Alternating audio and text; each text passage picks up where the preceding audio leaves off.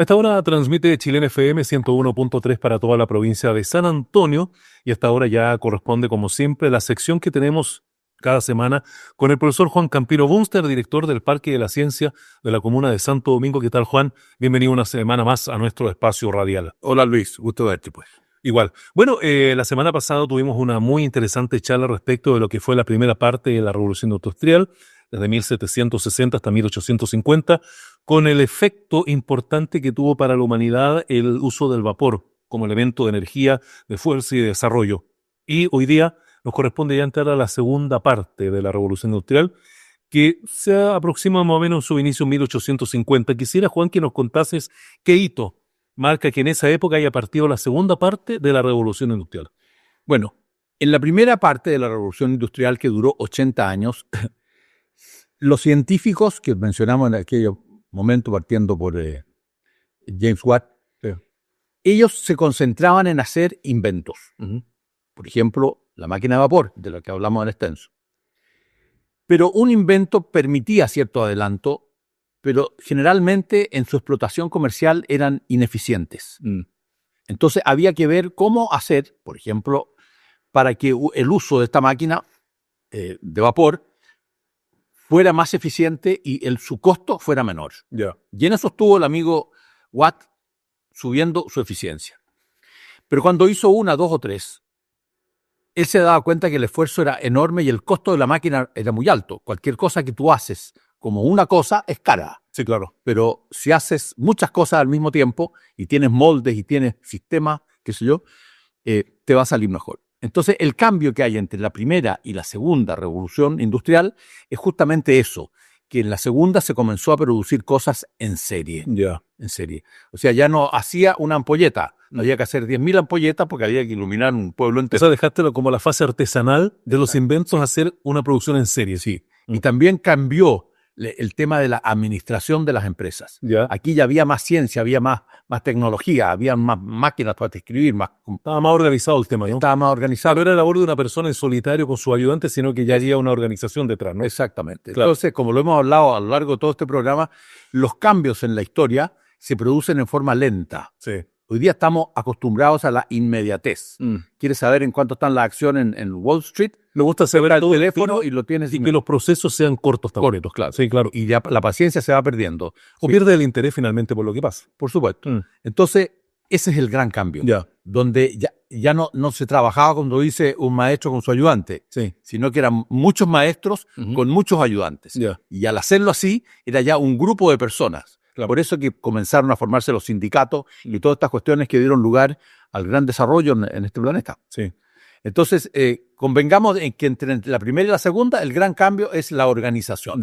¿Cómo nos organizamos para producir elementos, herramientas, no? Sí, pero también tengamos presente que este cambio se produce en 80 años. No es de un día para otro. Sí. 80 años. Ahí entonces va cambiando el mundo. Ya la educación en los colegios es mejor, ya las universidades funcionan mejor, ya los medios de transporte comienzan a funcionar, cosa que hasta ese momento no funcionaban, porque era solamente el barquito este que hablamos en el programa anterior y otras cosas de las que nos referiremos ahora. Claro. Bueno, importante lo que señala, así que obviamente tenemos esta segunda parte de la Revolución Industrial. Nombraste a Fulton Newcomb y también a Watts. ¿Qué personajes entran ahora a ser parte importante de esta segunda parte? Bueno, varios y casi contemporáneos. Es verdad que esto terminó el año 1914. Sí, claro. Pero ya hay cosas que ocurrieron trascendentes, pero muy trascendentes, y que duran hasta el día de hoy. Bueno, podemos mencionar al que yo más admiro, por lo menos, y al que dio el segundo puntapié a la pelota acá, fue Tomás Alva Edison. Correcto. Edison. ¿Por qué lo miras en lo personal tanto? Porque él tuvo la visión de inventar la ampolleta. Esta que tenemos acá, señor, es la ampolleta que inventó el amigo Edison hace 200 años atrás. Esta ampolleta, que es un poco diferente a las de ahora. Gastaba demasiado combustible, pero iluminaba. Claro. Y junto con iluminar, entregaba una cantidad de calor importante, como lo hemos visto en nuestras casas hace unos años nomás, antes que vinieran estas ampolletas que hoy día no calientan, pero uno ponía el dedo en la ampolleta y se quemaba el dedo. Claro. Entonces eso cambió. Pero esto, que fue el inicio, lo hizo este caballero Tomás Edison. Sí, quiero contarle a los auditores que lo que tiene Juan en su mano es una réplica de la ampolleta de Thomas Alva Edison, que sería en un par de minutos contar cómo la conseguiste. Bueno, a ver, esto lo dejaba para el final del programa, pero digámoslo. Sí, El amigo Edison, Thomas Edison, era muy amigo de Henry Ford, ya. el que no inventó el auto, pero sí el que lo desarrolló de forma masiva en Estados Unidos. El Fordismo le dicen eso. Claro. Sí. Era muy amigo del presidente Hoover, Ujú. el presidente Hoover en Estados Unidos, el que construyó la primera represa en Estados Unidos en el Cañón del Colorado. Ya. Y fue la primera represa de concreto que se hizo, entiendo, en el mundo. Esta la hizo el presidente Hoover. Y era íntimo amigo también de un señor Burroughs, que inventó los computadores. Ah, mira. Claro. Entonces, estos cuatro caballeros que eran muy, por decir, notables en Estados Unidos, ellos en los veranos se iban a un lugar que se llama Naples, en Estados Unidos. Y ahí cada uno tenía su casa, pero para llegar a Naples había que entrar casi en bote anfibio, porque era un pantano eso. Y ellos se instalaban ahí un tiempo, y Hoover era presidente de Estados Unidos, así que los desplazamientos eran lentos, pero se podía. Y ellos fueron, con la ayuda del presidente de ese entonces, desarrollando todo esto. Ya. Este señor Edison, al inventar la ampolleta, se creó una necesidad en el mundo gigantesca de iluminar. Ujú. Hasta ese momento se iluminaban las calles con gas o con petróleo. Claro. Prendían una mecha ahí, qué sé yo, que duraba la noche entera. Y existían los nocheros, O los serenos, que los serenos, que iban preocupándose. poste a poste ahí prendiendo las mechas, ¿no? Son serenos, exactamente, los serenos. Entonces, esto cambia con el invento de la ampolleta. Ya. Imaginémonos nosotros en nuestras casas, cómo nos estamos iluminando, Mm. con gas, con vela, con Claro. eso. Y de repente alguien pone una ampolleta y que no se apagó nunca más. Claro. Entonces, junto con la ampolleta, que era eléctrica, tenía que haber un sistema eléctrico que Para llegara a conectarla, las ¿no es casas. Y eso es lo que da inicio a la electrificación de las ciudades. Ya. Es la ampolleta. Mm. Todos querían tener ampolleta. Y este señor Edison, que era muy bueno para el negocio, tuvo contratos importantes. Él terminó riquísimo en su vida, Ya. porque incluso iluminó Berlín, la ciudad de Berlín de aquellos años. Ah, mira. Y muchas otras de Estados Unidos, por supuesto. El primer pueblo fue el donde él vivía. Y dice aquí la literatura que fabricó 56 ampolletas. Mira. Y lo creían un loco, porque ponía cable. Ahora las hizo artesanalmente, esas Sí, ampolletas. claro, así como estamos viendo esta, bastante artesanal. Entonces, puso ampolletas hasta 56 y logró iluminar un par de cuadras. Mm. Entonces, a partir de ese momento, Edison y el presidente Hoover y su amigo pasaban al estrellato. Claro. Entonces, por eso es que yo creo que es importante hablar un poco de Edison. Ahora, este Edison tiene una historia con su madre muy notable, porque era, al igual que Einstein y tantos otros científicos, era como volado. Ya. Iba al colegio, pero no entendí, no escuchaba al profesor. No le interesaba, yo Él creo. estaba Sí, le haciendo- estaba pensando en otras en cosas. sus inventos. Sí, Entonces lo tildaban de idiota, porque lo sacaban al pizarrón, como era antes la cosa, Claro. y no sabía ni entendía ni la pregunta, malamente podría contestarla. Claro. Entonces le mandan una carta a la mamá en un sobre sellado, en fin, donde le dice que está expulsado porque no le da el coeficiente intelectual para poder seguir en ese colegio. Mm. Y la mamá lee la carta, y esto verás, lee la carta y el niño le dice, mamá, ¿qué te mandan decir? Mm. Entonces ella envuelve la carta, la guarda y le dice que no podrás continuar en el colegio, le dice, hijo, porque eres brillante, eres demasiado inteligente y el colegio te queda chico. Así que mejor que te eduque yo en la casa Ya. y así aprovechas mejor tu tiempo y te dedicas a tu invento.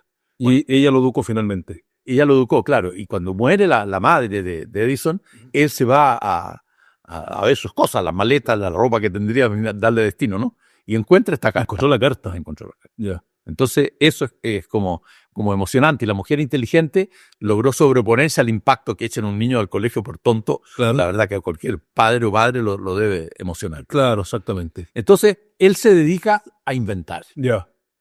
Incluso puso una fábrica de inventos.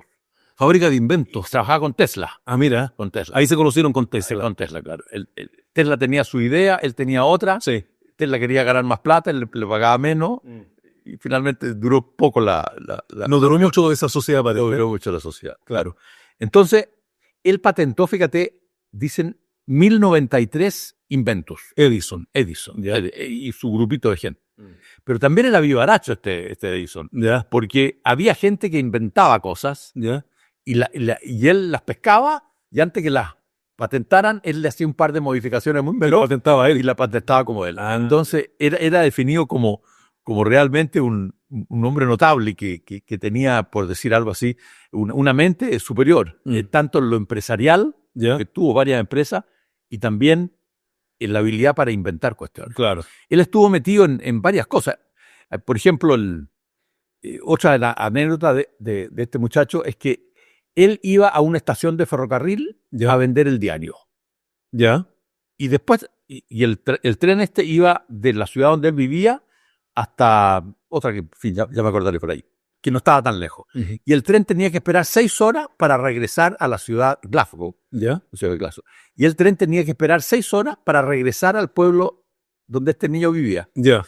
Y en esas 6 horas él se iba a la biblioteca que había en Glasgow y leía y leía y leía. Además se ganaba sus pesitos vendiendo el diario y vendiendo fruta porque aumentó el negocio, parece. Mira.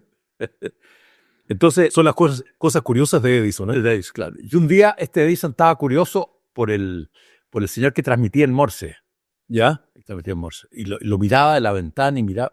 Y de repente ve que hay un niño que se cae a la línea del tren y venía el tren. Ya. Y Edison, siendo un niño de 15 años, dicen, va y se rescata al chico de la línea del tren y lo salva. Ya. Y resulta que era el hijo del señor que transmitía en Morse. Ah, mira.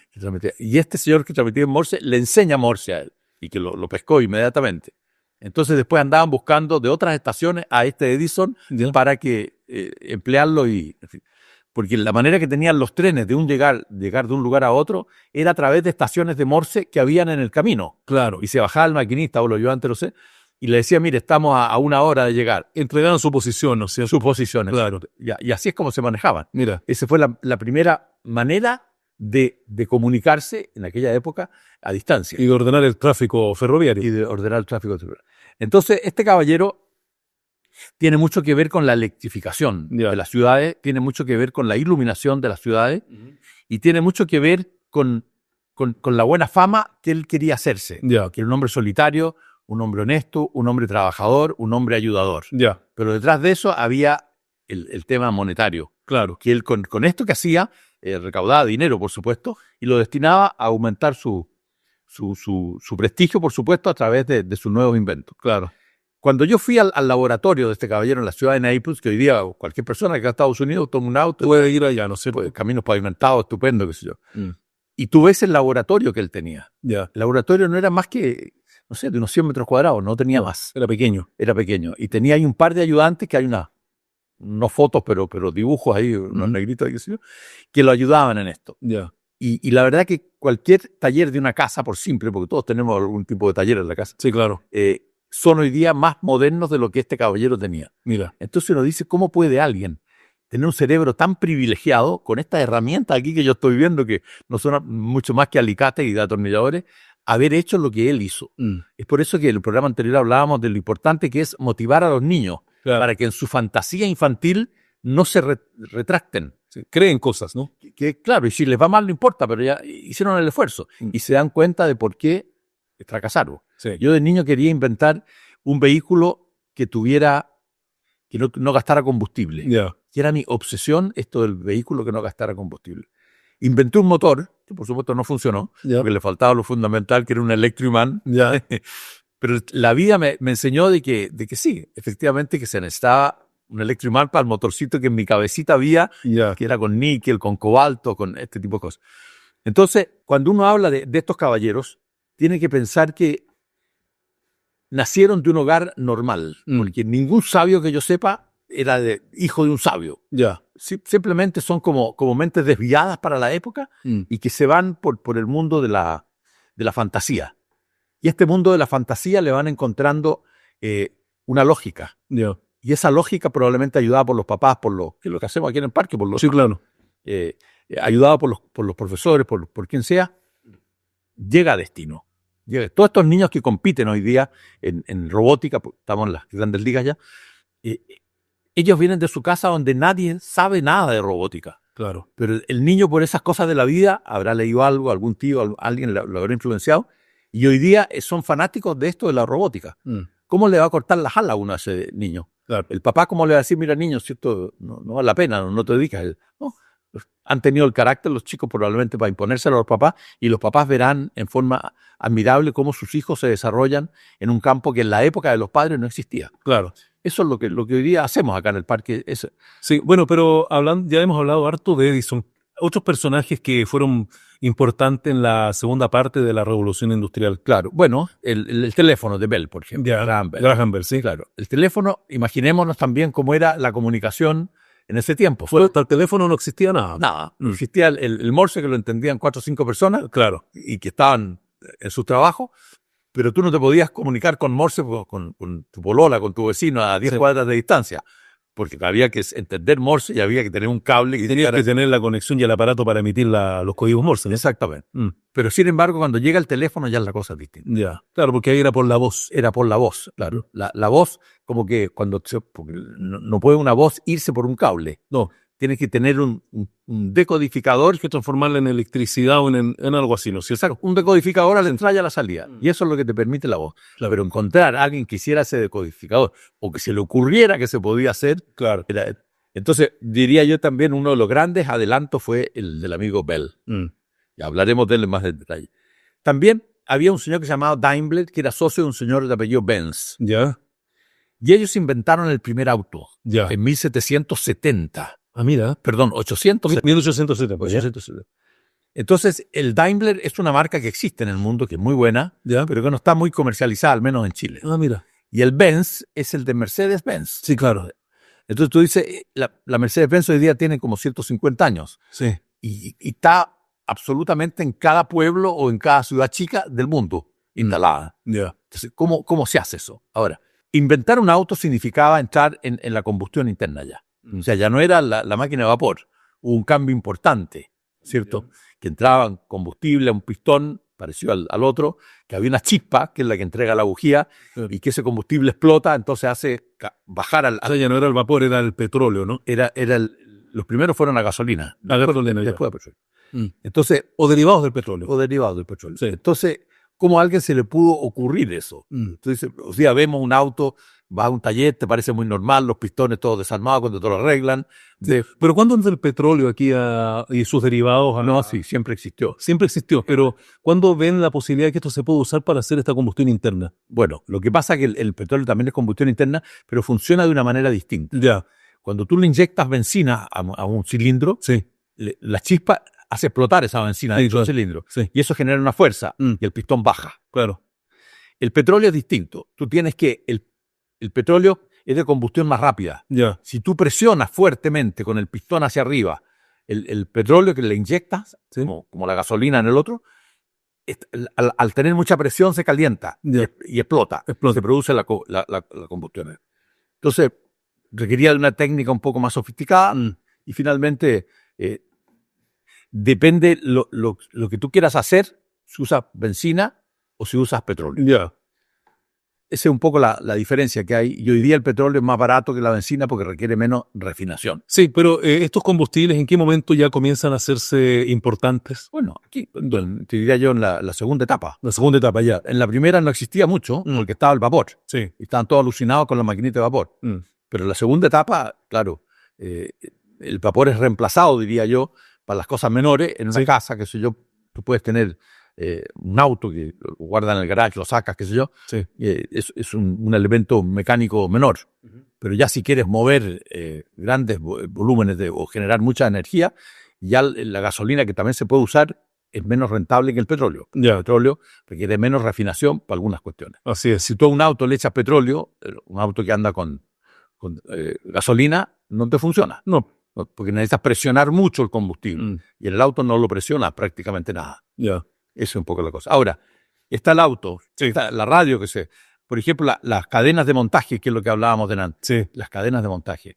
Eran muy importantes y eso lo asumió mucho Henry Ford. Henry Ford, claro. Porque el auto era caro. Un Taylor, un Mercedes-Benz, es decir, un Benz en ese tiempo, era muy caro. ¿Y quién podía pagar eso? Poco. Sí, entonces tenía mucho dinero nomás. Claro, entonces a Henry Ford se le ocurrió darle un crédito a todos los empleados de la línea de montaje esta que tenían para que compraran su auto. Ya. Entonces los primeros autos Ford que se vendieron fueron a los empleados de la Ford y eso permitió darle propaganda a los autos en el mundo prácticamente, particularmente en Estados Unidos.